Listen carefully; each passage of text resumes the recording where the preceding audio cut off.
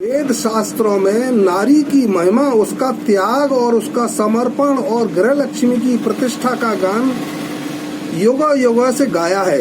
यदि नारी को हम आत्म स्वरूप में नहीं जान सकते तो उसे मातृ शक्ति के रूप में पूजा उपासना की प्रतिमा के रूप में देखें। यह मातृ शक्ति सर्वत्र व्याप्त है। हमारे यहाँ इसी मातृ शक्ति की पूजा के रूप में अनेक देवी देवताओं की मूर्तियां बनी हैं। इसी संदर्भ में हम गृह लक्ष्मी का यज्ञ कुंड के बारे में चर्चा कर रहे हैं। गृह लक्ष्मी जो चौका लगाकर रसोई घर को साफ सुथरा रखती है, चूल्हा जलाती है, स्वच्छ और सात्विक भोजन बनाती है और यह इच्छा रखती है कि वह रसोई मेरे घर के सब लोगों को पुष्टि तुष्टदायक हो, तो उसका यह सारा कर्म यज्ञ रूप ही है। चूल्हा क्या, मानो उस माता ने एक छोटा सा यज्ञ कुंड ही जलाया है। परमेश्वर को तृप्त करने की भावना मन में रखकर जो भोजन तैयार किया जाएगा वह कितना स्वच्छ और पवित्र होगा, जरा इसकी कल्पना तो कीजिए। यदि उस गृह लक्ष्मी के मन में ऐसी उच्च भावना हो तो उसे फिर भागवत की ऋषि पत्नियों के ही समतोल रखना होगा।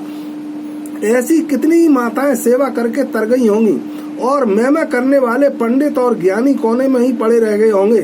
बचपन से ही नारी के में भोलापन, सहनशीलता, लज्जा, सुकुमारता, उदारता आदि गुण स्वाभाविक होते हैं। वह अपने परिवार की सुख शांति के लिए अपने कर्तव्य रूप यज्ञ कुंड में अपनी ही आहुति होम करती है, अपने जीवन का उत्सर्ग करती है। गृह लक्ष्मी का परिवार यदि गरीब हुआ अथवा किसी कारणवश उसके भोजनालय में भोजन की कमी रही तो वह सारे परिवार को खिला पिलाकर स्वयं निराहार हो जाएगी। किसी से उस विषय में कुछ कहना या शिकायत करना उसके स्वभाव में की बात नहीं है।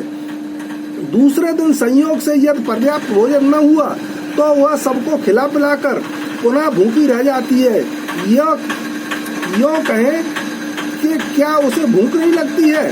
भूख उसे भी सताती है, उसी तरह जैसे सारे मानव प्राणी को।